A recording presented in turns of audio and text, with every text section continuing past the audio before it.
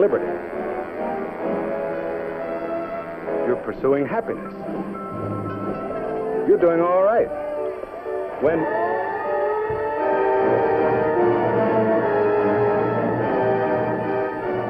the other guy's around and he means business, so get going. Remember, you're off base. You've just got time to save yourself. Drop whatever you're doing. Find the nearest hole and make like a mole. Pick a room in a good building close to the ground. It ought to be airtight and light-proof as possible, with the doors shut, windows closed.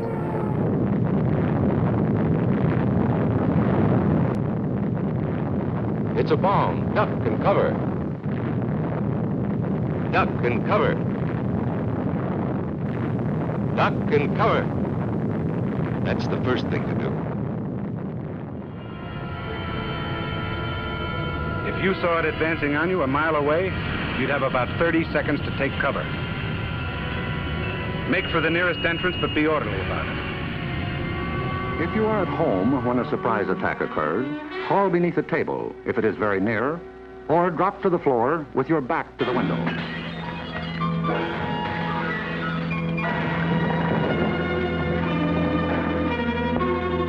That fog has contaminated everything it touched with radioactive matter, which we'll call hot stuff, although it hasn't anything to do with its temperature. After many generations lived under the fear of a nuclear war, it took only a few images from New York on September 11 to awaken in the American population some familiar ghosts, and to bring psychologically to its knees a nation that had never experienced an attack on its territory before.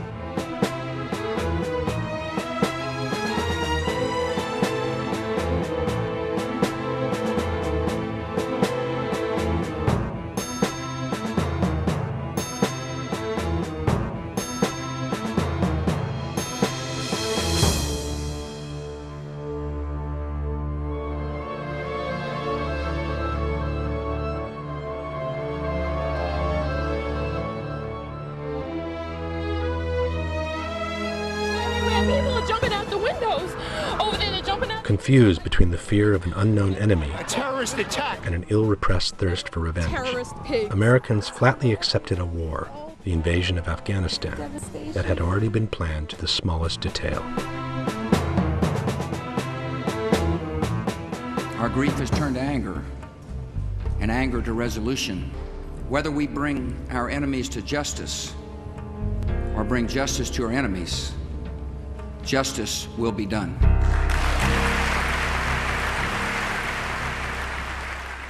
Who really wanted the New York and Washington attacks? Who was truly responsible?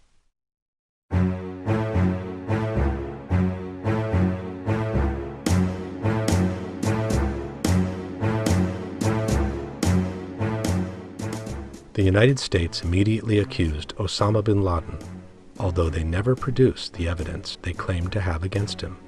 Nor did anyone express any particular surprise about the lack of a true motive on the part of bin Laden himself. It was as if the entire world was ready to accept that he was the evildoer just by someone pointing the finger at him.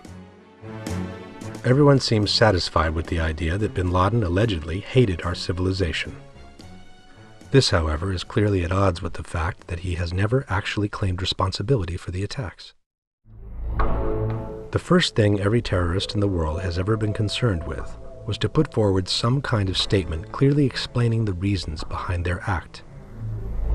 Bin Laden, instead, a few days after the attacks, clearly stated that he had nothing to do with them at all. Only 3 months later would the CIA find a home video in Afghanistan in which bin Laden implies to have had pre-knowledge of the events while talking to a Saudi friend. The images, however, are so poor the video ended up posing more questions than it ever answered. To a closer examination, the man's features only resemble those of bin Laden, but the identity of the person can be anything but certain. In any case, a talk with a friend on a questionable videotape is not an official claim. The world is filled with psychopaths who accuse themselves of crimes they never committed, but without a good motive, they seldom even manage to get arrested. In 2006, the FBI stated that they never had any hard evidence against bin Laden, which contradicted the initial claims by the administration.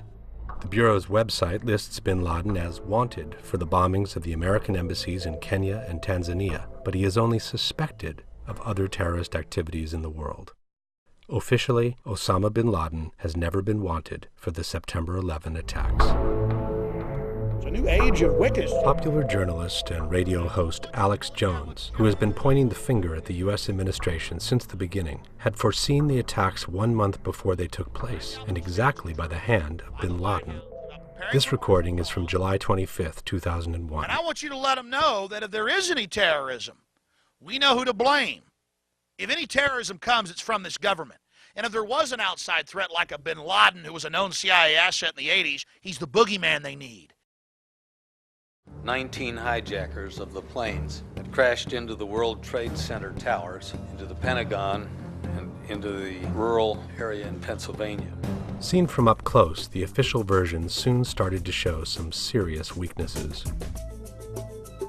Too many curious events, too many inconsistencies, too many coincidences pointed at the possibility that the truth had been somewhat different from what we had been told. This set off an unprecedented investigation on the internet.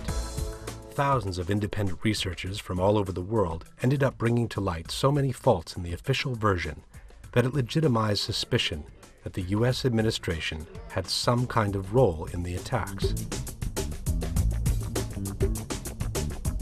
From flight amateurs who perform highly acrobatic maneuvers without ever having piloted a jet in their life, to passports, personal wills, and terrorists' bandanas conveniently emerging from a hole where the plane cannot be found.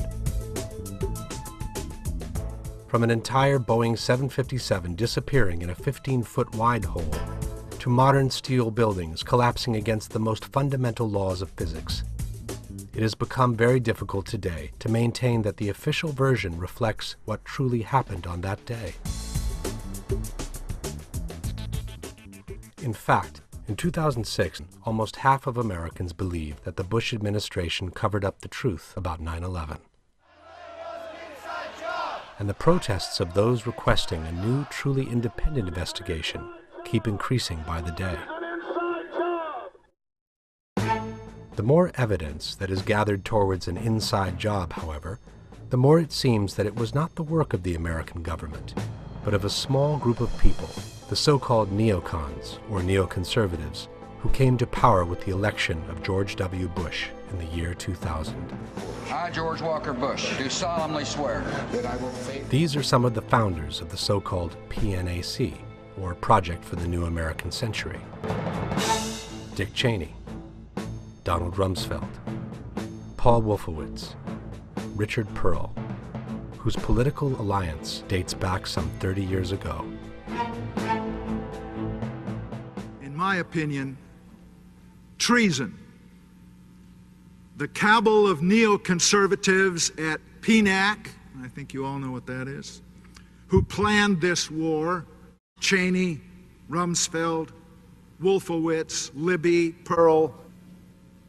This cabal knew the American people would not stand for a war against Iraq unless there was, as they put it in their own document, a new Pearl Harbor. 9/11 supplied that. According to this theory, President Bush was not part of the original project, which coincidentally happened when he was out of town. We talk about tax cuts. We can talk about it at the next event. Different elements seem to support this theory. Emma Booker, elementary school. First of all, the fact that the Secret Service, who are in charge of the president's safety, allowed Bush to remain in the school for over half an hour after the second tower in New York had been hit. The second plane has hit the second tower. At that point, the president had clearly become a possible target, and the duty of the Secret Service was to remove him immediately from a place where everybody knew he was at the time. He was made aware that the first jetliner was struck. However, no one seems to have worried about his safety, nor about the children at the school, or the school's personnel around him. It was as if someone within the Secret Service knew that the school was not going to be a target. May God bless the victims, their families. Furthermore, when Bush tried to get back to Washington, the White House gave warning that Air Force One was the next target, forcing the pilot of the presidential plane to a hurried, spectacular takeoff. This is Air Force One departing Sarasota, Florida. Yes, it's 9:07. The journalists traveling with the president later commented, "It was like a rocket. For a good 10 minutes, it kept climbing almost vertically." This is Ann Compton with a pool report. I am with the president. As Bush was frantically trying to communicate with Dick Cheney, the lines with the White House kept cutting off. Frustrated, the president pounded on his desk, shouting, "This is inexcusable. Get me the vice president." After a stop in Louisiana, Air Force One landed in a military base in Nebraska. From here, the president and his staff were transferred to an underground bunker, where they remained locked up for the rest of the afternoon. After these multiple detours, President Bush was able to return to Washington only in the evening, when all the major decisions had already been made. It was later found that the threats to Air Force One never existed. Thus begins to form a picture of a president unaware of the facts, and somehow held hostage by the neocons who were effectively in charge throughout the whole day. At the White House was Vice President Cheney. At the Pentagon, Secretary of Defense Rumsfeld, and next to him, his deputy, Paul Wolfowitz. It is a shell game. This is what Michael Ledeen, one of the most influential neoconservatives, had to say about the presidency of George W. Bush. All right, so he became president, but he didn't know why. And on September 11th, he discovered why.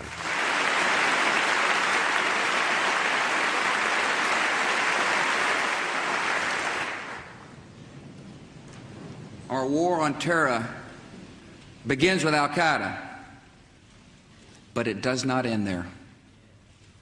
It will not end until every terrorist group of global reach has been found, stopped, and defeated. I have a message for our military. Be ready. But who are the neocons?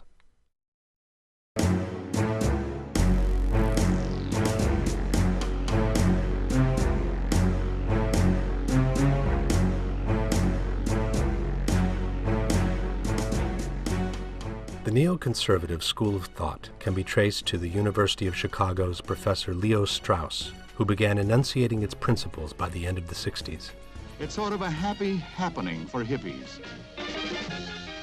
It was the time of the flower children, of the civil rights battles, of sexual liberation and individual freedom, which had reached levels never imagined before. All of this, however, for Strauss, represented only the seed of a rapid and disastrous decadence for the entire American nation. According to his thinking, individual freedom leads to personal conflicts, which undermine the nation's potential for growth and success. What Strauss envisioned was a compact, uniform society held together by a universal glue that would allow each individual to pour their personal ambitions into a collective movement, all directed toward the outside. But the only way to obtain this was to face the population with a large, dark enemy, whose existence would threaten the survival of the American nation. Among Strauss's most enthusiastic followers was a young Paul Wolfowitz. The idea of creating an evil enemy to bring together a whole nation was certainly not new. From Nero to Hitler, history is filled with examples in which this strategy was used with great success. The novelty introduced by the neocons, however, was that for the first time in history, the adversary would be the entire world. main obstacle for the neocons was represented by Henry Kissinger, Nixon's Secretary of State, who pursued with foreign countries a policy of détente based on solid bilateral agreements. But when Nixon was forced to resign due to the Watergate scandal, the neocons were able to place next to the new president, Gerald Ford, a Secretary of Defense who would find himself in the same position some 30 years later, Donald Rumsfeld.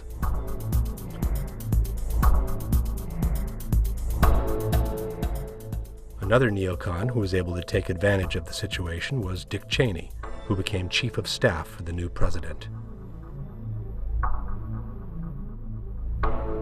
Thus, the White House started to become a familiar territory for these men, who envisioned a strong America that imposed its rule to the rest of the world and led the other nations in the eternal fight of good versus evil.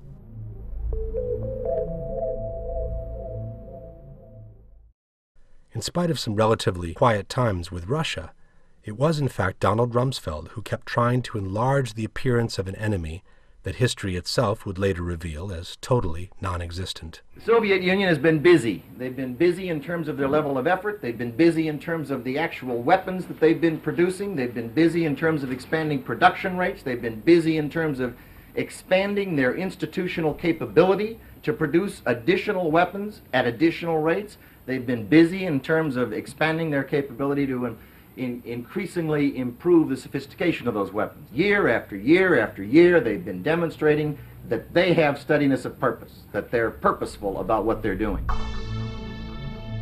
Since none of this, however, was reflected by the current intelligence, Rumsfeld managed to convince President Ford to create an independent group to re-examine all the information that the CIA had gathered about the Russians from the beginning. The group was called Team B, and it was put under the direction of the neoconservative Richard Pipes, who took under his wing a young and enthusiastic Paul Wolfowitz. Team B's true purpose was to manipulate the CIA's original intelligence with the intent of presenting the Soviet Union as a truly evil nation, equipped with the most powerful secret technology, whose only intent was to annihilate the United States.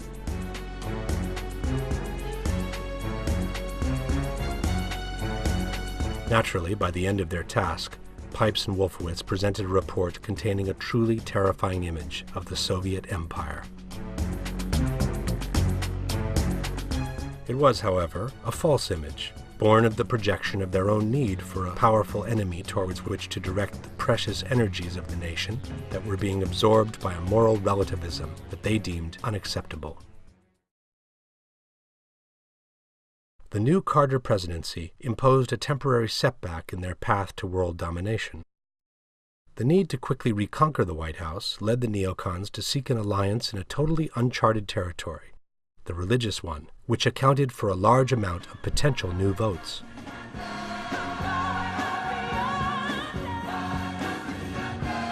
Traditionally, the leaders of the different Protestant denominations had kept their flocks away from politics, a world they considered immoral and corrupt.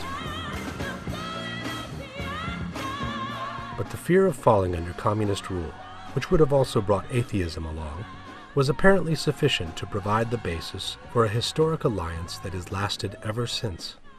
I'm sick and tired of hearing about all of the radicals and the perverts and the liberals and the leftists and the communists coming out of the closets. It's time for God's people to come out of the closets, out of the churches, and change America. We must do it. Ronald Reagan won the 1980 election by a landslide. And at that point, the neocons felt they had the right to claim some important positions in the new administration. Paul Wolfowitz became the head of external relations for the White House, while a friend of his from the times of Strauss, Richard Pearl, was appointed Deputy Secretary of Defense. But the great enemy they were seeking was in the meantime collapsing under the weight of internal divisions and corruption. The last attempt by the Soviets to expand their influence was the invasion of Afghanistan in 1980. It was then that the CIA engaged Osama bin Laden and his freedom fighters, providing them with all the logistical, military, and strategic support to push the Soviets back to their borders.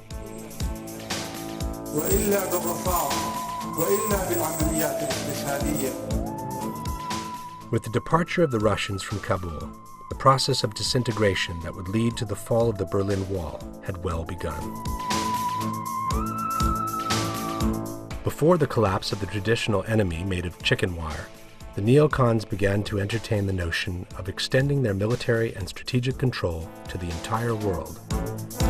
We want to change some deeply entrenched notions about the proper role of American power in the world. But controlling the world over the last century has always meant to control the supply of energy, which means to control the oil and gas resources in the Middle East. This is not a new concept at all. The British checkmated Hitler in Syria when they moved in before the Nazis could take over, thus cutting off a potential source of oil for the German panzer divisions.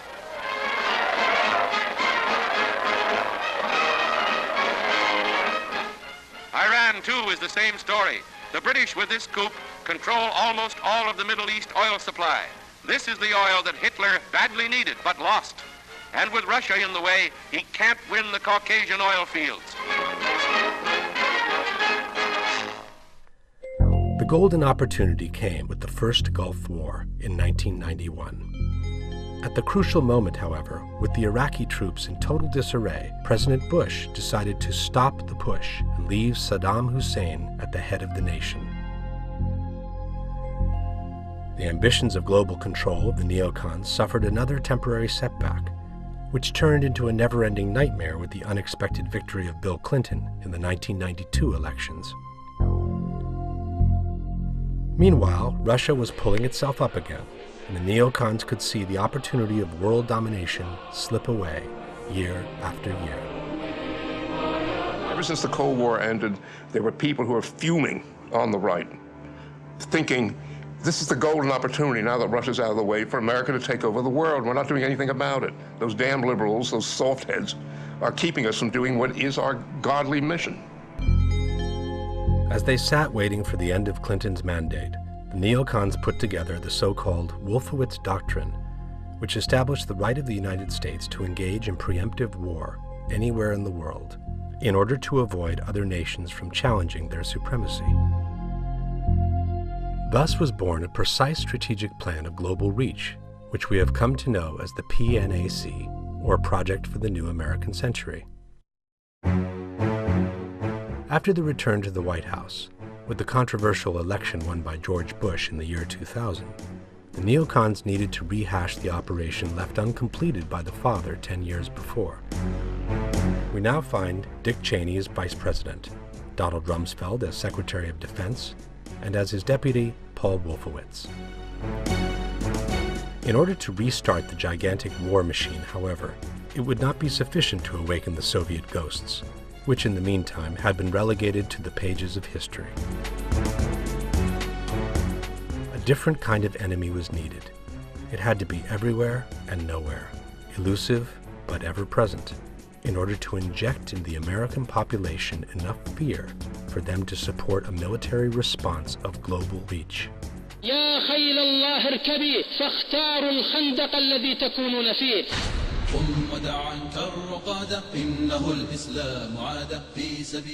With a few touch-ups, Al-Qaeda, which was the name of the database with all the names of the people the CIA had sent to fight with bin Laden, became the name of the most powerful terrorist organization in the world. Bin Laden saw himself accused of the bombings of the American embassies in Kenya and Tanzania and of the American ship Cole, without having claimed responsibility for them. The suspicion that someone within the CIA and FBI was building an artificial figure to be used in false flag terrorist operations seems to be confirmed by internal conflicts that have reached as high as the presidency itself. After the Cole, I had battle plans drawn to go into Afghanistan, overthrow the Taliban, and launch a full-scale attack search for bin Laden. But we needed basing rights in Uzbekistan, which we got after 9/11. the CIA and the FBI refused to certify that bin Laden was responsible while I was there. No one knew Al-Qaeda existed then. The Western media, however, had already made up their minds. Bin Laden was the bad guy, and from him anything could be expected at that point.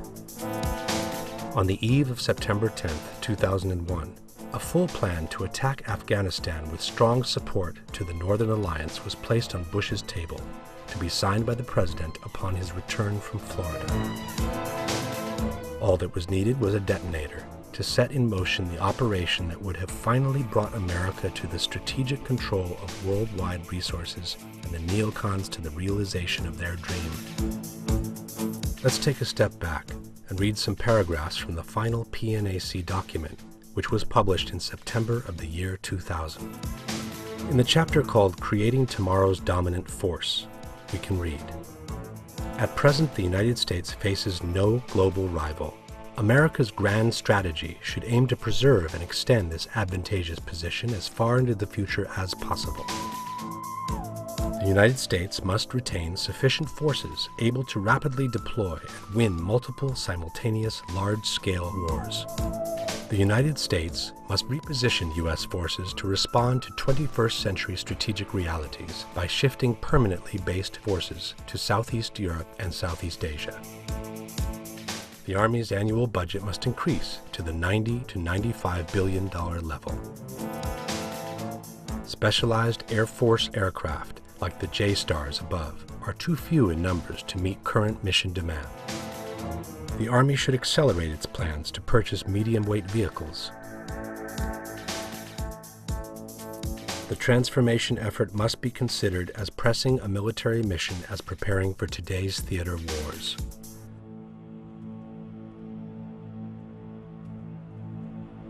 Further, the process of transformation, even if it brings a revolutionary change, is likely to be a long one, absent some catastrophic and catalyzing event, like a new Pearl Harbor.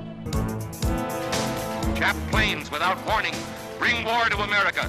Our great Pacific outpost in the Hawaiian Islands is ruthlessly bombed as Japan's perfidious declaration of war. Death and destruction unleashed on a nation at peace. On that fateful Sunday morning when this country was extending a friendly hand of conciliation and peace.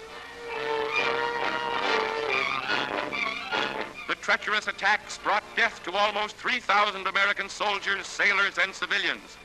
Our loss in warships and planes was high, but overnight this nation was united in an all-out determination to avenge the hideous assault on American lives and property. Our battle cry is, remember Pearl Harbor. Dense black smoke billowed to the sky as the massive control tower began to keel over. The Arizona's courageous crew stuck to its guns until the very end. Here was displayed heroism that will live forever in the glorious annals and traditions of the American Navy.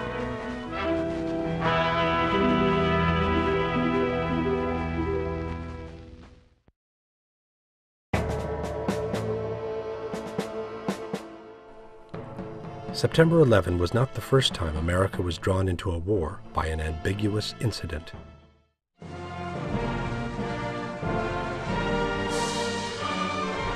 The American Constitution doesn't allow the United States to wage a preemptive war, and reserves for Congress the power of declaring war to another nation. For this reason, every time a president has wanted to enter a war or to begin a new one, he has had to wait for a military incident, whether created or provoked, to justify the use of force in front of Congress and the American people. In 1898, the United States went to war against Spain in order to take control of the Caribbean area. The pretext came from the sinking of the USS Maine, which was anchored near the Cuban island. The Spanish were immediately accused of the attack, even though they sternly denied any involvement in it. The images of the sunken vessel and those of the sailors' funerals were shown in the first movie theaters of the nation, thus generating a strong wave of indignation that allowed Theodore Roosevelt, then Secretary of the Navy, to start a war he had already prepared to the smallest detail. Only in 1980, almost a century later, would America recognize that the Spanish were not responsible for the attack.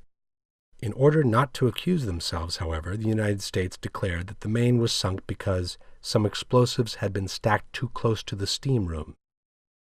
In the meantime, the entire Spanish Armada had been wiped out, and America had become the new maritime power, with strategic positions going from the Caribbean to the Philippine Islands.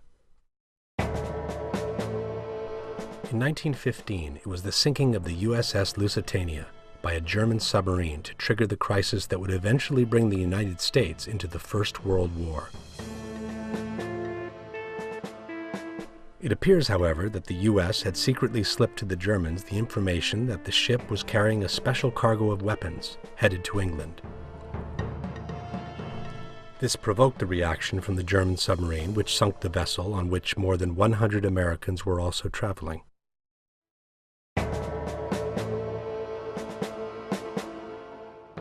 In 1941, it was the infamous Pearl Harbor attack to generate a wave of indignation large enough for President Roosevelt to declare war on Japan. The facts of yesterday and today speak for themselves. With confidence in our armed forces, with the unbounding determination of our people, we will gain the inevitable triumph, so help us God. Almost 3,000 sailors died in the surprise attack. History would later reveal that the administration knew of the attack in advance, but it did everything possible to delay the transfer of information to the Hawaiian port. This was confirmed by Admiral Kimmel, the port's commander who helplessly witnessed the massacre of his crews and the destruction of his vessels. We needed one thing, which our own resources could not make available to us. That vital need was the information available in Washington from the intercepted dispatches, which told when and where Japan would probably strike. I did not get this information. In 1964, the United States decided to officially declare war on North Vietnam.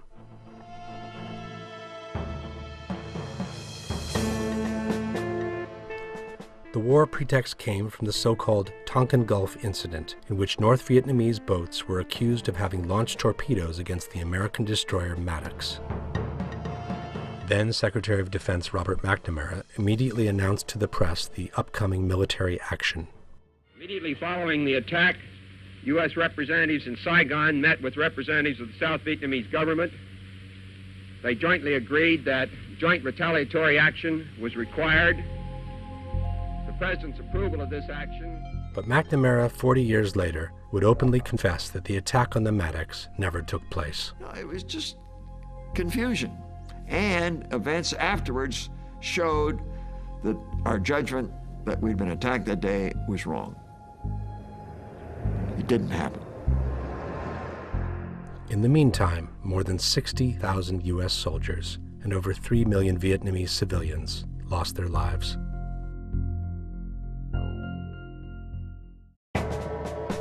In 1990, the situation between the United States and Iraq had grown tense, and the group of neoconservatives around President Bush convinced him it was time to attack Saddam Hussein. The U.S. secretly informed Saddam that they had nothing against him taking over the oil fields of Kuwait, a territory the Iraqi dictator had always claimed as his own. Saddam took the bait, and Iraq invaded Kuwait. Tonight, the first pictures of the Iraqi invasion of Kuwait. At that point, Dick Cheney, who was then Secretary of Defense, gave Saudi Arabia some satellite photos in which 250,000 Iraqi soldiers could be seen amassing behind the Kuwaiti border. Fearing an invasion, the Saudis granted the U.S. the extraordinary permission to establish military bases on the territory.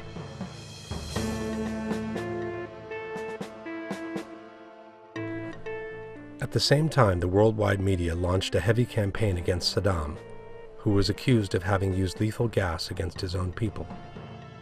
No mention was made to the fact that the gas had been sold to Saddam by the United States, which then stood silent during the massacre, even though they were perfectly aware of it.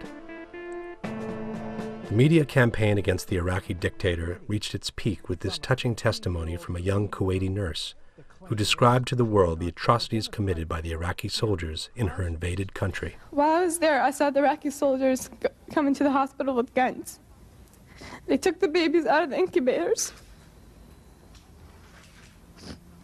took the incubators, and left the children to die on the cold floor. The news shocked the entire world, and from that moment, no one had a word to say about the American bombing of Iraq.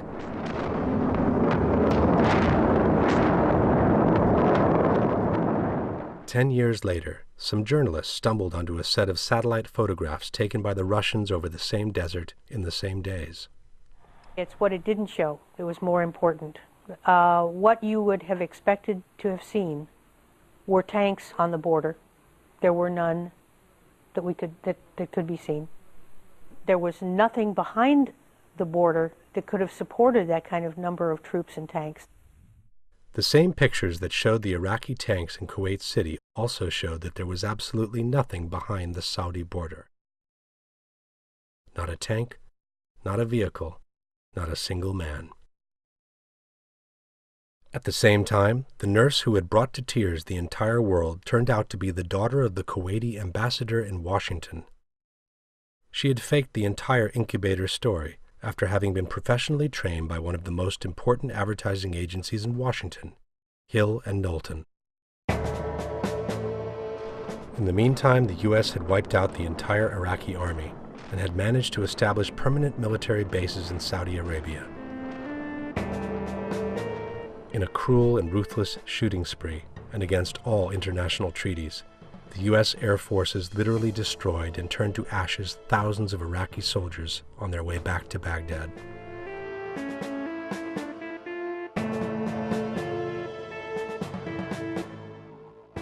Before taking this picture, the photographer wrote on the side of the tank, "If I don't photograph this, people like my mom will think that war is what they see on TV."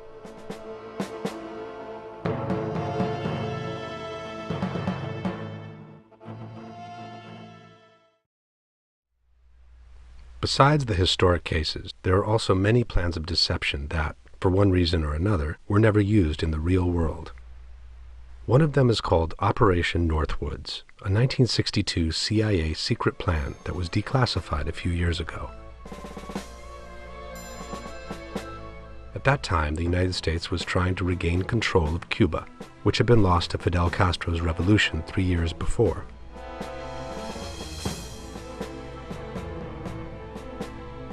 Under the subject Justifications for a Military Intervention in Cuba, we can read the following proposals.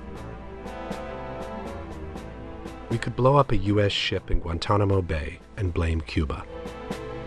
We could blow up a drone, unmanned vessel anywhere in the Cuban waters.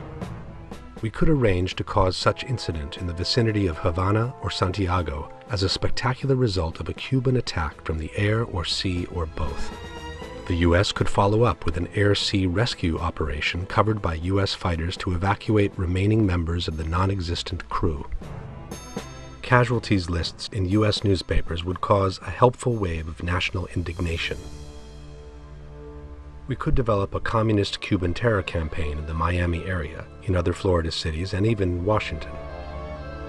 We could sink a boatload of Cubans en route to Florida, real or simulated. We could foster attempts on lives of Cuban refugees even to the extent of wounding, in instances to be widely publicized. Hijacking attempts against civil air and surface craft should appear to continue as harassing measures condoned by the government of Cuba. And then there was this interesting idea. It is possible to create an incident which will demonstrate convincingly that a Cuban aircraft has attacked and shot down a chartered civil airliner en route from the United States to Jamaica, Guatemala, Panama, or Venezuela. An aircraft at Eglin Air Force Base would be painted and numbered as an exact duplicate for a civil registered aircraft belonging to a CIA proprietary organization in the Miami area. At a designated time, that duplicate will be substituted for the actual civil aircraft and would be loaded with the selected passengers, all boarded under carefully prepared aliases. The actual registered aircraft would be converted to a drone. Takeoff times of the drone aircraft and the actual aircraft would be scheduled to allow a rendezvous south of Florida. From the rendezvous point, the passenger-carrying aircraft will descend to minimum altitude and go directly into an auxiliary field at Eglin Air Force Base, where arrangements will have been made to evacuate the passengers and return the aircraft to its original status. What happens to those passengers is not clear. The drone aircraft, meanwhile, will continue to fly the filed flight plan. When over Cuba, the drone would be transmitting on the international distress frequency a Mayday message stating it is under attack by Cuban MiG aircraft. The transmission will be interrupted by the destruction of the aircraft, which would be triggered by a radio signal. Since also Flight American 77 disappeared from the radar screens before reappearing in the Pentagon area, could something similar have happened with the plane that hit the Pentagon as well?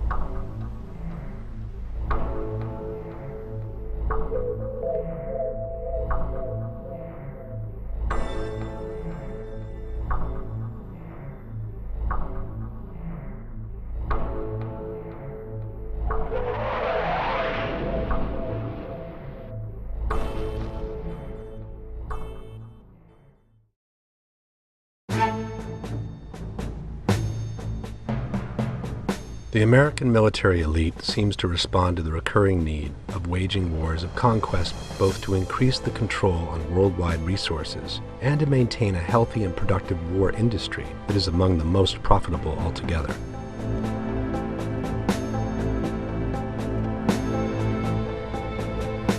It only makes sense that also the tanks, the submarines, and the military planes that are produced every day must be put to use within a certain amount of time, just like any other industrial product we consume.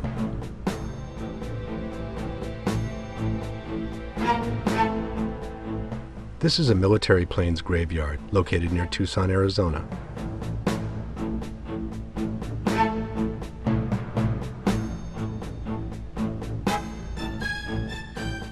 Most of these machines are still in good shape, but they are put away and slowly dismantled as they become obsolete.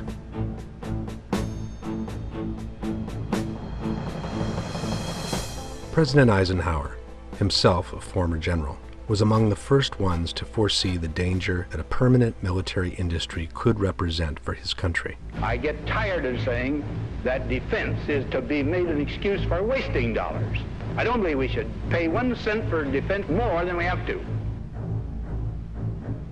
Before he left office in 1961, he gave a memorable speech that today appears as a lucid prophecy. This conjunction of an immense military establishment and a large arms industry is new in the American experience. In the councils of government, we must guard against the acquisition of unwarranted influence, whether sought or unsought, by the military-industrial complex. The potential for the disastrous rise of misplaced power exists and will persist. We must never let the weight of this combination endanger our liberties or democratic processes. Eisenhower's prophecy, unfortunately, became true. The rush of battle. The glory of victory. The birth of heroes. These are the movies that brought the front lines to the front row. Every Saturday night, the Military Channel brings you the films that went beyond the battlefield and showed you war like... Fed by a culture of war, which has even created its own television channel called the Military Channel. On the Military Channel. The arms industry is enjoying one of the most productive and rewarding times thanks to the wars in Afghanistan and Iraq. In the meantime, the Pentagon's budget has risen to over $400 billion per year. That's more than 4 times the amount that the neoconservatives ever dared to dream in the year 2000. To maintain the Bush administration war doctrine, massive increases in military spending have been required. The United States now spends more than $400 billion annually on the military, 7 times as much as the next biggest spender, and nearly equal to what the rest of the world spends combined. Obviously, the large corporations like Boeing, Lockheed, or Raytheon produce weapons not only for the United States, but also for the rest of the world. It is an incredible thing that we arm the world and then turn around and come to Congress and say, look at all these weapons out there. They're almost superior to ours. They're comparable to ours. Well, of course they are. They're ours. We sold them to them. It takes mobility to win the day. Our forces need to be fast and agile. The Hellfire 2 missile system defeats advanced armor by semi-active laser guidance. And such a system is Skyguard, a high-energy laser shield against short-range rockets. Hellfire 2 is the weapon of choice on Apache, Super Cobra, SH-60, and HH-60 helicopters. Part of a system delivering unprecedented levels of assured networked interconnectivity. Airborne laser is making impressive progress on its way to demonstrating the lethality of a megawatt-class directed energy weapon system. Skyguard is designed to stop the conventional man-pad. Advanced EHF's phased arrays also deliver a new super agile service, providing a 12-fold increase in cross-link data rates. In the case of a ground-to-air attack, sensors detect the missile's launch and the fire unit slews to acquire. This technology has addressed the deadly Katyusha rocket, a weapon favored by terrorists. This is the muzzle of this powerful laser system to protect mobile forces as well as high-value assets. Multiple kills are readily handled, all at the speed of light, and providing force protection when and where it is needed.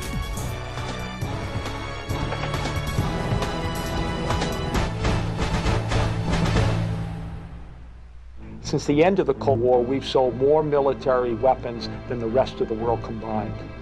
My name is Jack Shanahan, Vice Admiral, U.S. Navy, retired.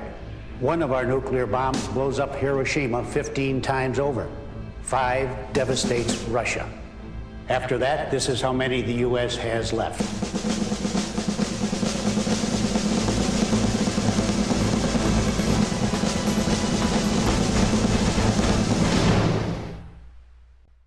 Another important element that contributes to the recurring need for America to extend its reach beyond the national borders is definitely oil. At the end of World War II, the U.S. found itself as the only country whose territory had not been damaged directly by the war.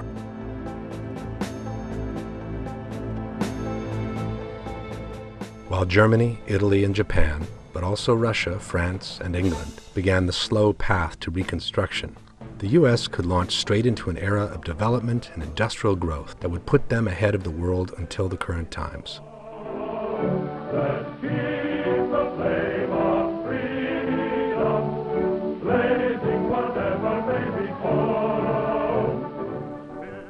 Thus began the quest for the so-called American dream, a dream made of wealth, comfort, and well-being that still plays a major role in modern American culture. So we can have things with new beauty, longer life, and low maintenance costs.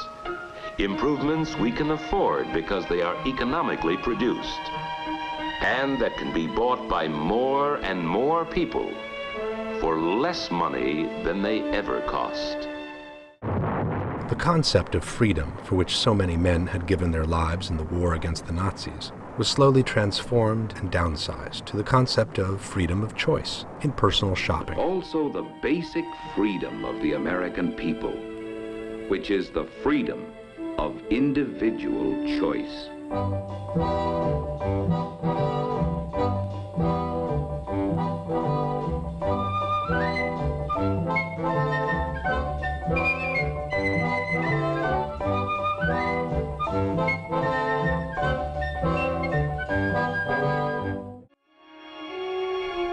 Our abundance is big and comes from bigness. The bigness of our busy business. The bigness of our fields. The bigness of our fast-moving, modern America. Our bigness, our greatness, the abundance that stems from liberty is based on free and thrifty use of the great American penny. The foundation of our wealth Enough new pennies coming from our mints each month to supply copper for 3 new Statues of Liberty.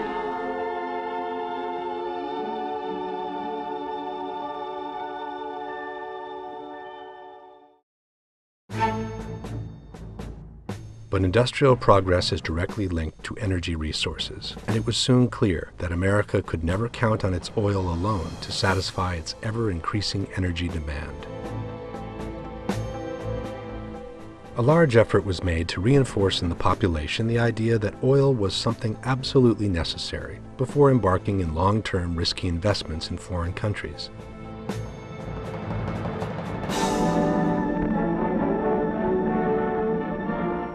Gasoline, for example, the most efficient mobile power source on Earth. That was the stuff that powered all those cars and trucks. And using the magic of research, oil companies compete with each other in taking the petroleum molecule apart and rearranging it into, well, you name it, fabrics, toothbrushes, tires, insecticides, cosmetics, weed killers, a whole galaxy of things to make a better life on Earth. After weeks of discussions, there was a meeting at Qasem Palace on the outskirts of Jeddah. It was there that Saudi Arab government officials representing His Majesty signed a concession covering roughly 320,000 square miles. This was the starting point of a new American business venture abroad. The popular image of the gold seeker was quickly replaced by that of the seeker of oil, which not by chance was also called the black gold.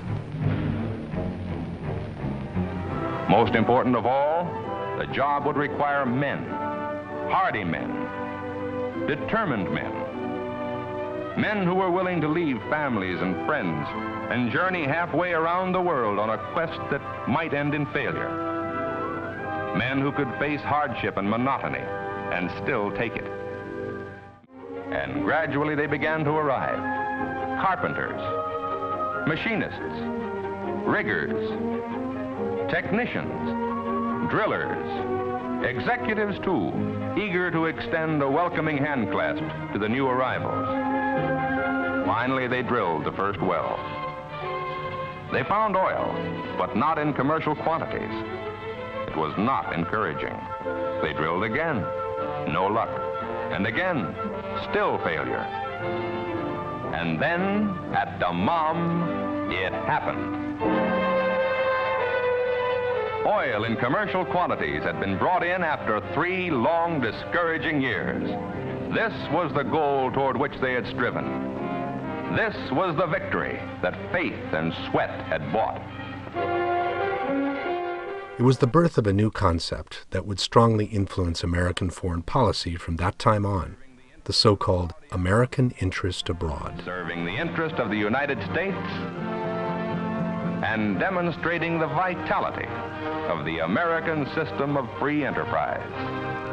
A system which, from this new frontier, is pumping into the trade of the world oil, one of the materials that is making a truly great contribution to our modern civilization.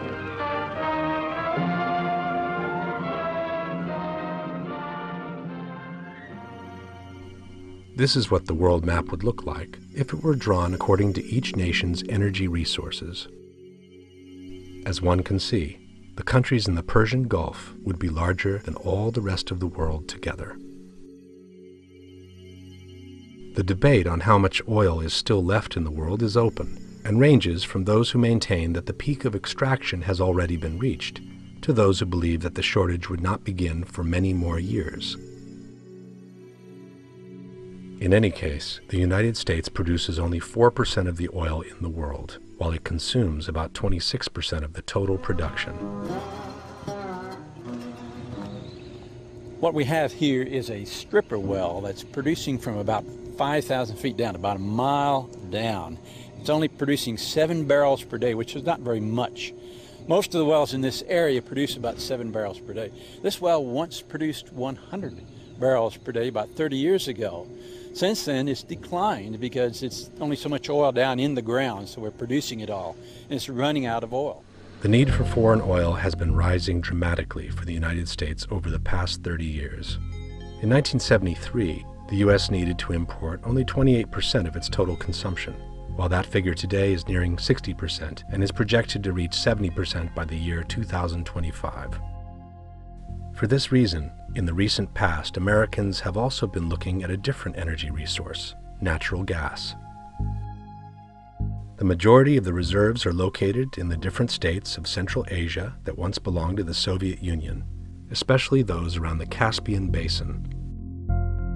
In 1998, Dick Cheney, who was then the president of Halliburton, an oil and services company, commented, "I can't think of a time when we have had a region emerge as suddenly to become as strategically significant as the Caspian." The good Lord didn't see fit to put oil and gas only where there are democratically elected regimes friendly to the United States. Occasionally, we have to operate in places where, all things considered, one would not normally choose to go. But even more interesting is this document presented by a Unocal oil company official to a senatorial commission for energy in the same year. It offers a totally different picture about the true interests of the United States in Afghanistan. The main issue was the need for multiple pipeline routes for Central Asian oil and gas. The Caspian region contains tremendous untapped hydrocarbon reserves. Proven natural gas reserves within Azerbaijan, Uzbekistan, Turkmenistan, and Kazakhstan equal more than 236 trillion cubic feet. The region's total oil reserves may reach more than 60 billion barrels of oil. As one can see, the entire Caspian Basin has already been divided among the largest oil companies in the world. But there remains one problem, said the document: how to bring these huge amounts of resources to the countries that need it most, especially China and Japan. One option is to go east across China, but this would mean constructing a pipeline of more than 3,000 kilometers to central China, as well as a 2,000-kilometer connection to reach the main population centers along the coast. A second option is to build a pipeline south from Central Asia to the Indian Ocean. From there, the gas could be loaded onto ships bound for the east. One obvious potential route south would be across Iran. However, this option is foreclosed for American companies because of U.S. sanctions legislation. The only other possible route option is across Afghanistan, which has its own unique challenges. The territory across which the pipeline would extend is controlled by the Taliban, an Islamic movement that is not recognized as a government by most other nations. From the outset, we have made it clear that the construction of our proposed pipeline cannot begin until a recognized government is in place that has the confidence of governments, lenders, and our company. In the summer of 2001, the Unocal people made one last effort to find an agreement with the Taliban. But the meeting failed, ending with this ominous threat directed to the Taliban: either we will cover you with a carpet of gold, or we will bury you under a carpet of bombs. On September 10th, a detailed plan to attack Afghanistan was put on George Bush's desk for him to be signed upon his return from Florida. The following morning, the Twin Towers were turned into rubble. The United States immediately accused bin Laden, who at the time was in Afghanistan, and requested the Taliban to hand him over. I want him held. I want justice. And there's an old poster out west, as I recall, that said "Wanted, dead or alive." Bin Laden declared that he had nothing to do with the attacks. From Afghanistan, he said, it would have been impossible for him to organize such a complex and sophisticated operation. And a few days later, he added, "There exists a government within the government of the United States. That secret government must be asked as to whom carried out these attacks. The U.S. should trace the perpetrators of those attacks to these persons who want to make the present century one of their own control, who want to enslave other countries." The Taliban responded that they would hand over the Saudi sheikh after the United States had shown the world the evidence that he was responsible for the attacks. But this never happened, and 3 weeks later, the United States attacked Afghanistan at the head of an international coalition.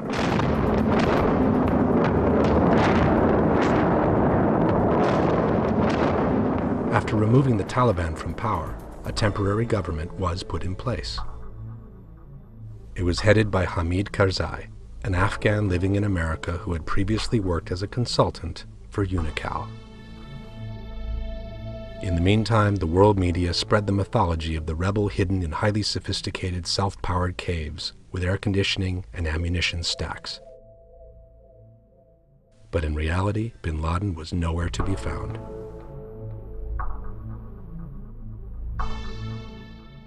Instead of increasing the pressure, 3 months later, President Bush shocked the world by suddenly announcing that bin Laden had become irrelevant. And, again, I don't know where he is. I repeat what I said. I truly am not that concerned about him. In the meantime, the deal between Afghanistan, Turkmenistan, and Pakistan for the pipeline to the Indian Ocean had been signed, exactly at the conditions posed by Unocal 4 years before. If you map the pipeline, proposed pipeline route across Afghanistan, and you look at our bases, matches perfectly. Our bases are there to solve a problem that Taliban could not solve. Taliban couldn't provide security in that part of Afghanistan. Well, now that's where our bases are. One of the ways that gives the oil companies tremendous clout is the recognition that their interests and the interests of the nation are pretty much the same.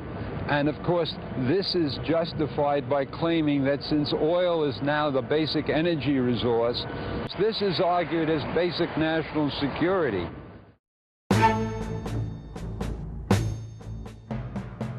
As we know, the final goal for the neocons had always been Iraq, which had nothing to do with Islamic terrorism.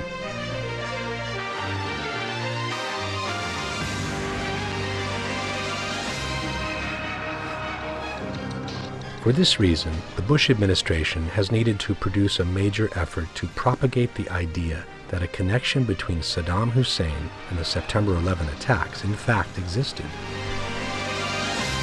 General Clark has said publicly that on 9/11, as American couples were holding hands and jumping to their death, the White House called him and said, "Pin it on Iraq."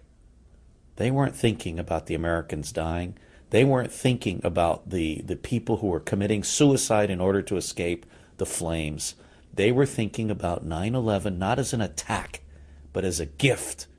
The president dragged me into a room with a couple of other people, shut the door, and said, "I want you to find whether Iraq did this." That George Bush wanted me to come back with a report that said, Iraq did this. Secretary of the Treasury Paul O'Neill decided to leave the administration when he became aware of their true intents in the Middle East. That questions such as why Saddam and why now were never asked. It's all about finding a way to do it. That was the tone of it. The president saying, "Go find me a way to do this." From the very beginning, there was a conviction that Saddam Hussein was a bad person and that he needed to go. He says that going after Saddam Hussein was topic A 10 days after the inauguration, 8 months before September 11th. The problem for the Bush administration is that plans that already existed for regime change in Iraq had to be justified. They couldn't just go in without public support. The public support was created by connecting Saddam Hussein to those fears of terrorism. The fear generated by 9/11, the fear of terrorist networks, has to be transferred to Iraq. That is, the American people have to learn to be as afraid of Saddam Hussein as they are of Osama bin Laden. If they'd come to the American people and said, look, we want to engage in a war of conquest, in effect, to reestablish the balance politically in the Middle East, I don't think people would have gone along with it. The president basically has let the public believe a lie, which is that Iraq played a role in 9/11, which is nonsense. I've never believed that from the very beginning. Why would Saddam Hussein risk being involved with al-Qaeda? He has no record of trusting terrorist groups. Here's this guy, I was on TV with him. He said this in public.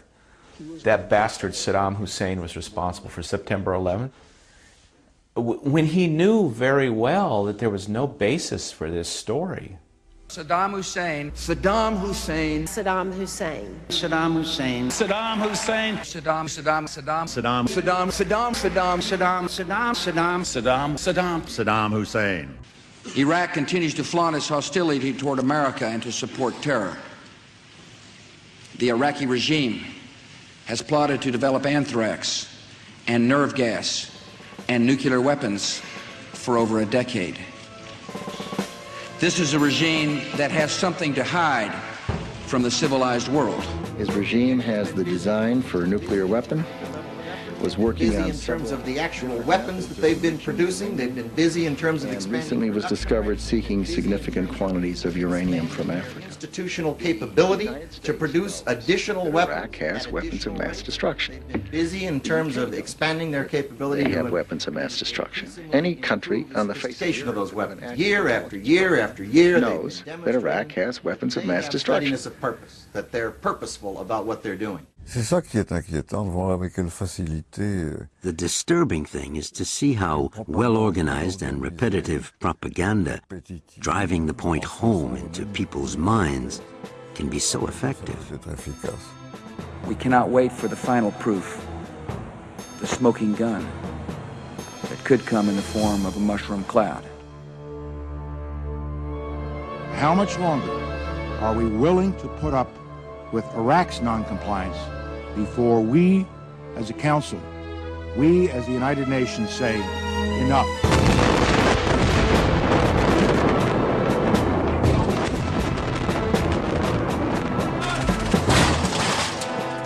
Come out! Open the door! Open the door! Get your hands up and come outside! Come outside! Everybody in the house needs to come outside!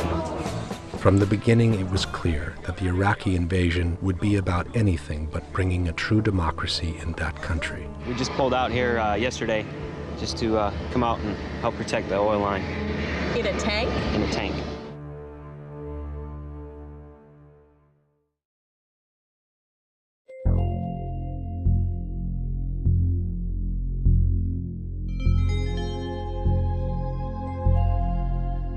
Prize thief among the high Nazis was Hermann Goering, who looted museums and private... At the end of World War II, the American soldiers recovered from the residence of Hermann Goering a vast collection of art pieces the Nazi leader had been removing from the museums of the conquered cities.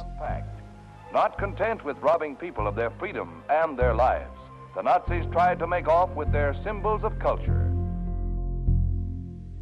In 2003, it was the Iraqis who showed the world the remnants of their immense artistic heritage, which had been destroyed or stolen by the Americans.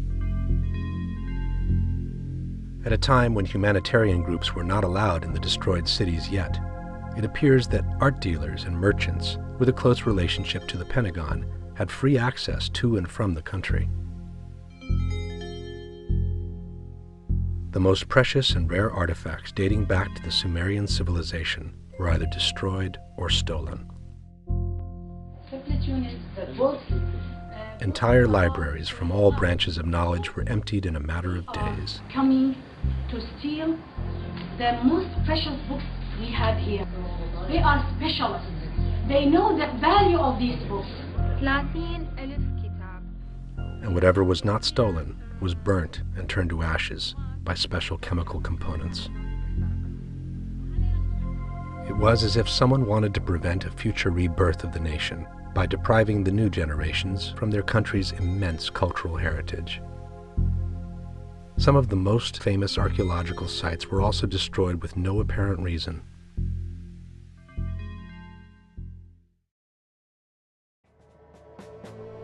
In the meantime, the Bush administration convinced Congress to approve the extraordinary printing of $20 billion in cash to be used for the reconstruction of Iraq. We will help them to restore basic services, such as electricity and water, and to build new schools, roads, and medical clinics. 360 tons of $100 bills were physically transported to Iraq in single packages worth a few $1 million each.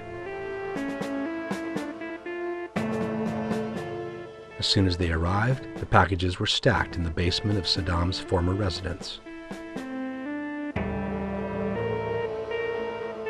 The money was officially under the responsibility of the international coalition, but it was in fact the Pentagon that handled and controlled it in the person of the so-called American proconsul, Paul Bremer. As soon as Bremer took charge of Baghdad, he declared Iraq a territory where the Iraqi law was no longer valid, but he didn't put it under the American law either. This created a vacuum of power in which the only law became the law of survival. So American law was suspended, Iraqi law was suspended, and Iraq basically became a free fraud zone. In a free fraud zone, you can steal anything you like. And that was what they did. Any American company that came up with a project was immediately financed, with no questions asked, and sometimes even without signing a receipt. $2 million was due on the 1st of August. We went down to the vault, got the $2 million in crisp new $100 bills. They were shrink-wrapped in $100,000 amounts. We called the representative of Custer Battles and said, come on up and get your payment, bring a gunny sack. We've got your money ready for you. Yet the only companies allowed to participate in the no-bid contracts were Halliburton and its subsidiaries, which ended up getting the entire share of the pie. When the vice president is your former CEO, you're going to get the access that other people don't. But this isn't all. All the money literally disappeared in a couple of months, without a single school, hospital, or bridge ever being built.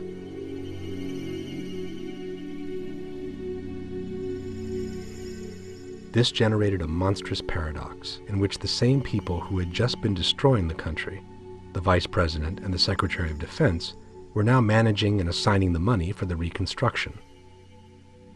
It is reportedly not a coincidence that Vice President Dick Cheney's old company got a huge contract to help rebuild Iraq. Time magazine said it has gotten a hold of a Pentagon email saying Cheney's office coordinated Halliburton's multi-billion-dollar deal. The contract with Halliburton was based on the so-called cost-plus formula, in which the company is reimbursed for all expenses incurred, and on top receives a profit that is proportional to such expenses. A cost-plus arrangement that critics say leaves little incentive to save. The more taxpayer dollars Halliburton spends, the more Halliburton makes. The place that they chose for orientation in Kuwait was a huge resort set right on the ocean. Had, I think, 3 swimming pools. Marble floors, mahogany woodwork. It's just beautiful. You could go and rent wave runners and go out and play in the water. I was told this, don't question it, enjoy it. It was so lavish. Rows of vegetable platters, beef platters, fish platter. We had it made over there compared to the military. I mean, those guys were living in tents and we had air-conditioned private hooches. The soldiers are sleeping on these little cots out in the middle of the desert, while these KBR executives are driving these $40,000 vehicles.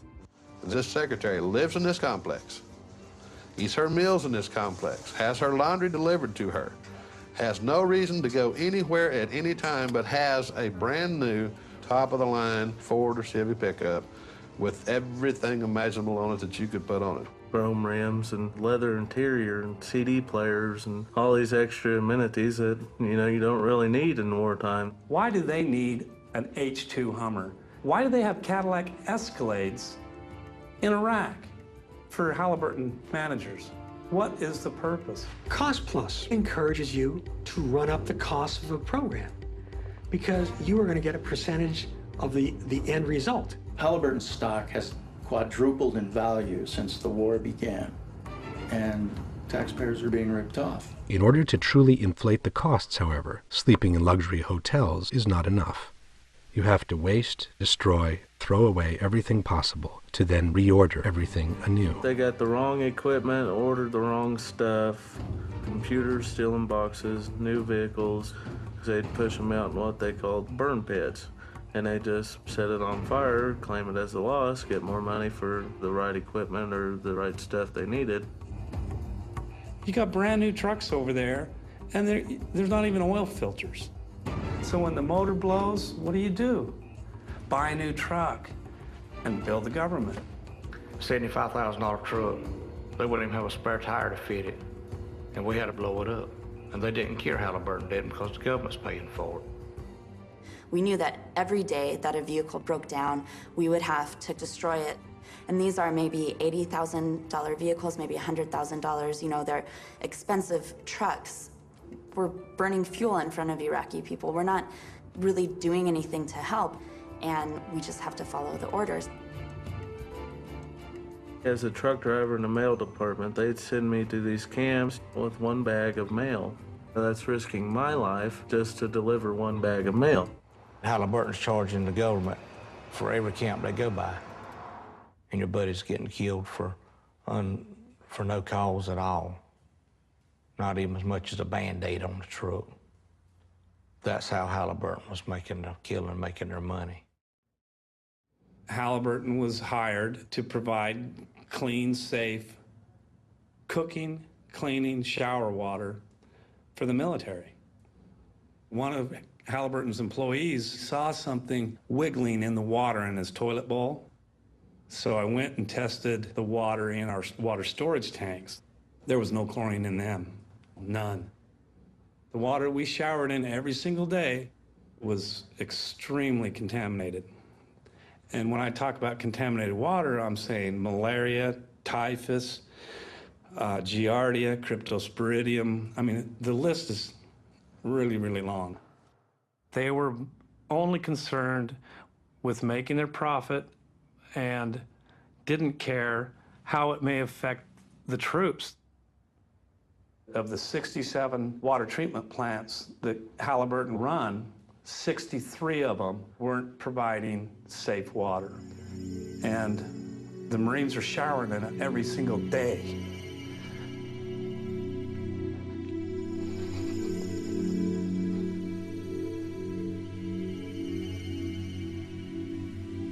In the meantime, the Pentagon had registered the disappearance of over $2 trillion in one fiscal year alone.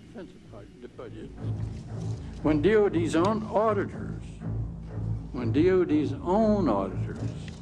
say the department cannot account for $2.3 trillion in transactions in 1 year alone. It is, it's a terrible record, and it's preposterous that the Defense Department doesn't know what's happened to this money. Oil companies have also had immense benefit from the crisis caused by the war. ExxonMobil just reported earnings for the third quarter, and here it is, $10.5 billion, $10.5 billion of profits in 3 months. And get this, Tony, it's the second most profitable quarter ever for an American corporation. Guess number one was? Number one was ExxonMobil in the fourth quarter of last year, where they earned $10.7 billion. The more oil companies gain, the more they can finance an administration that has clearly been acting according to their own interests. This all translates in an ever-increasing cost for the taxpayer, who has to shoulder the entire cost of the war in the Middle East. Before 2001, a full tank of gasoline would cost about $20. The same fill-up today costs over $50. For the military industry, the private companies, and the oil companies, the consequences of September 11 have turned into a bonanza of profits that has become difficult to translate into actual numbers. They were thinking about 9/11 not as an attack, but as a gift.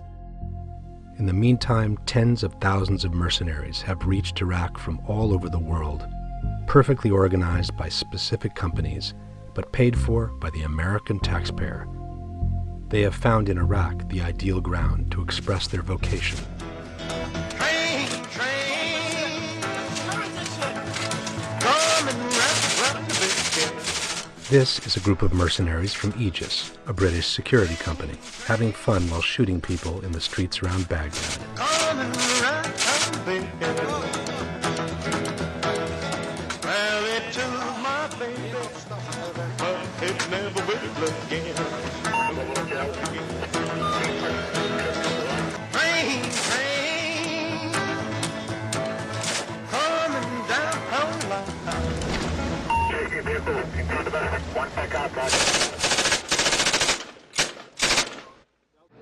Also, regular soldiers often showed a very peculiar interpretation of the rules of engagement.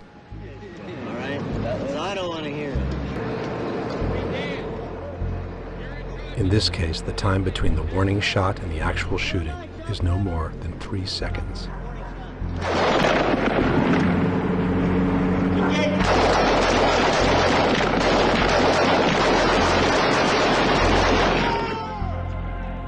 Most likely, the driver, who had the sun in his eyes, didn't even realize that soldiers were shooting at him.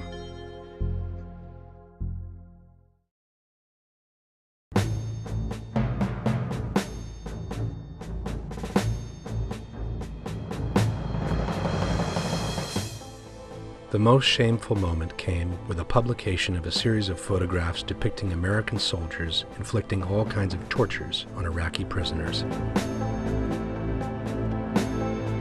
The so-called Abu Ghraib scandal shook the world.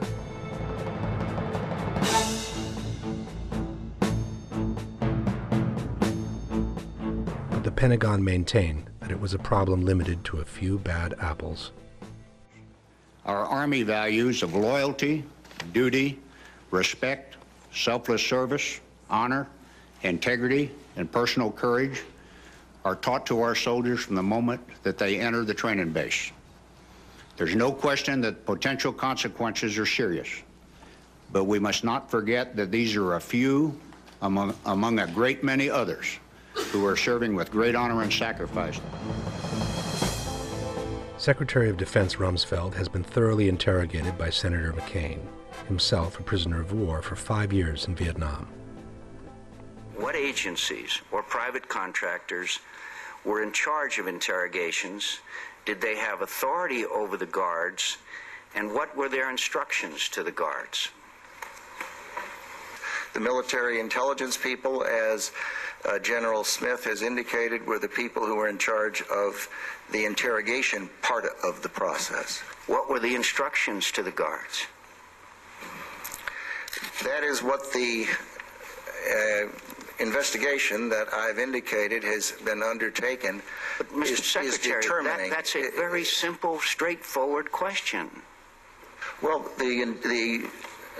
as Chief of Staff of the Army can tell you, the guards are trained to guard people. They're not trained to interrogate. They're not, and their instructions are to, in the case of Iraq, adhere to the Geneva Convention. The suspicion instead is that this was an intentional violation of the Geneva Convention, based on the use of brutal force meant to show the world who was the new master to whom everyone else should pay obedience from now on.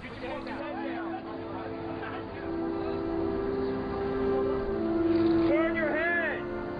Turn your head! Yes. Stay.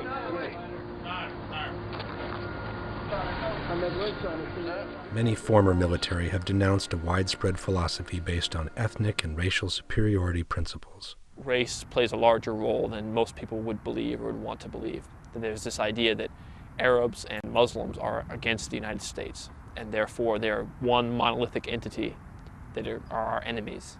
I think that's a huge motivation for people on the ground to commit these kind of offenses. Pulitzer Prize winner Seymour Hersh, who had denounced to the world the horrors of My Lai, later found that the torture techniques used in Iraq had been approved directly by Secretary of Defense Rumsfeld. A secret document named Copper Green described and encouraged techniques of physical restraint and sexual humiliation for the prisoners. The document suggested in particular the use of the fear of dogs, removal of garments, and forcing the prisoners for long periods of time in stressing positions.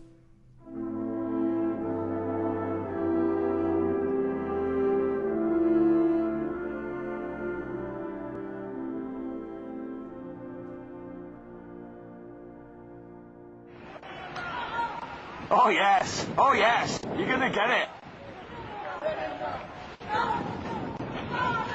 Yes, naughty little boys. These are American soldiers filming the beating of Iraqi citizens by a group of English soldiers. Yes. Yes. Yes. Yes. Oh, please, don't hurt me. Hey.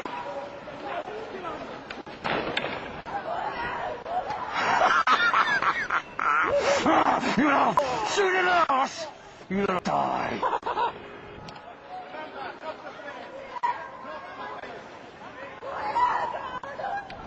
Oh.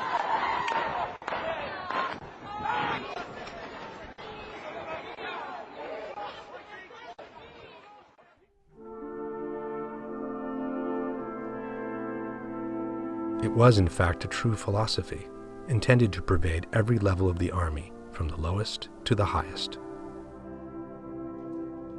A philosophy that had nothing to do with the installation of democracy, but betrayed instead the same principles of superiority and desire for domination that had been outlined in the Project for the New American Century, signed by the neocons.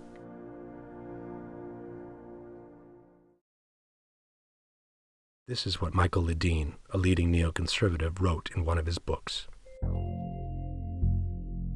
Creative destruction is our middle name, both within our own society and abroad. We tear down the old order every day, from business to science, literature, art, architecture, and cinema, to politics and the law. Our enemies have always hated this whirlwind of energy and creativity, which menaces their traditions, whatever they may be, and challenges them for their inability to keep pace. Seeing America undo traditional societies, they fear us, for they do not wish to be undone. They must attack us in order to survive, just as we must destroy them to advance our historic mission.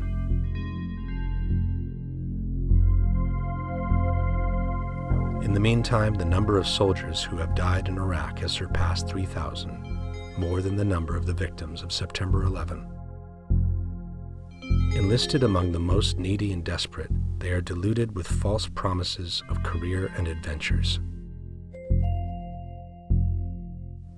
Before they go to the front, they undergo a thorough process of brainwashing, meant to transform them into simple machines, capable only of killing. You don't give a fuck, and somebody's gonna get fucking killed. You understand me? I will fucking go spastic on every fucking single one of you. You better fucking wake up. You better get some fucking intensity. You better fucking realize what the fuck is going on. It's a serious fucking business. We got 2 more fucking weeks here, and I'm not in the mood for somebody who doesn't give a fuck. You understand? Yeah. Do you fucking understand, kid? I swear to God.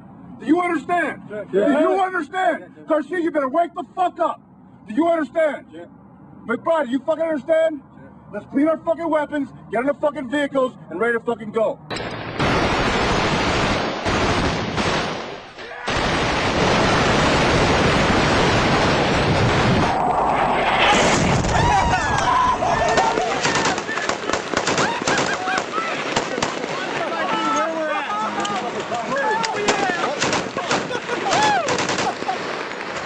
God damn. Sucks to be your ass, you fucking moosh motherfucker.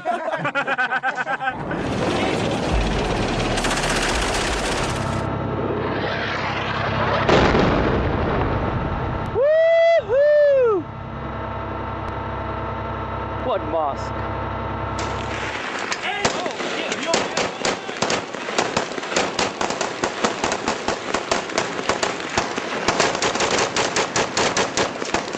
You're fucking done. Hey, at least what is it or what? Yeah. Dude, look at we fucked those people all the shit down there.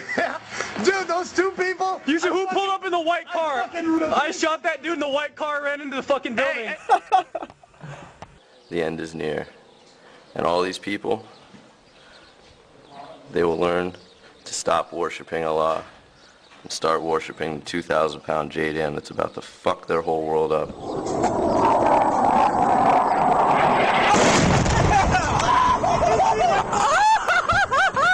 Did you see that?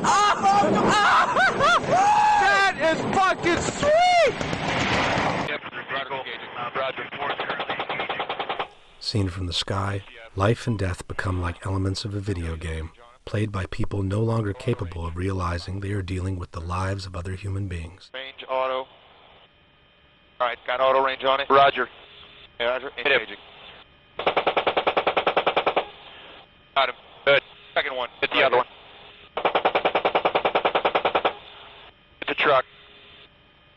Go to the right, see if anybody's moved by the truck. Go ahead and store that. Auto range store. There's another guy underneath. Move right there. Good. Firing. Hit it.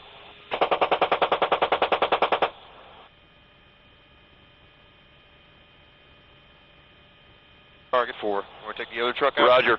Wait for move by the truck. Movement right there. Roger. He's wounded. Hit him.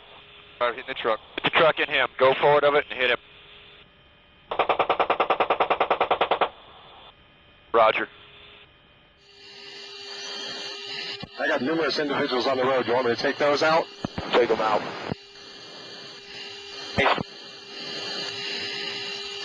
10 seconds. Roger.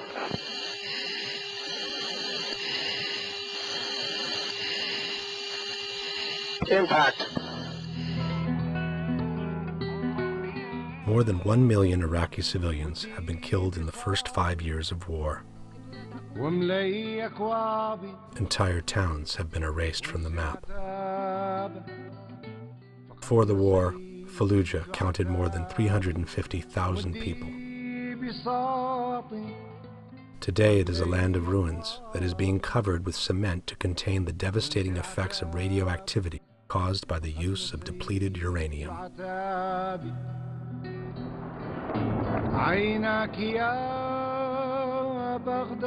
More than 4 million Iraqis have been displaced, and they won't be able to return home simply because their homes no longer exist. Industries are gone, infrastructures are devastated, schools, shops, museums, and gardens are but a distant memory.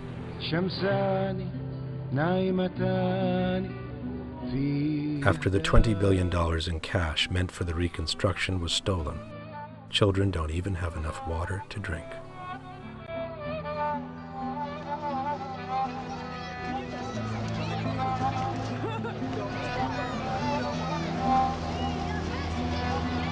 لا تنكري وجهي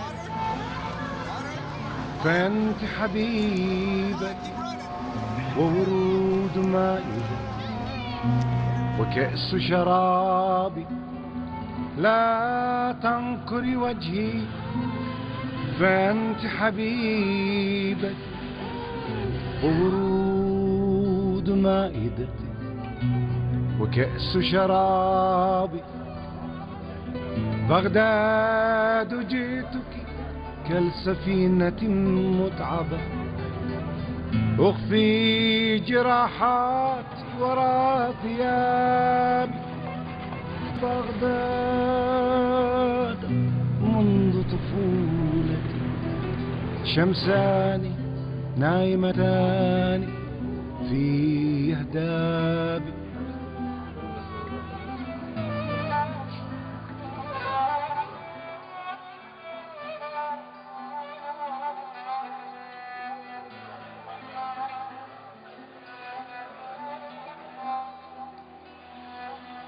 لا تنكري وجهي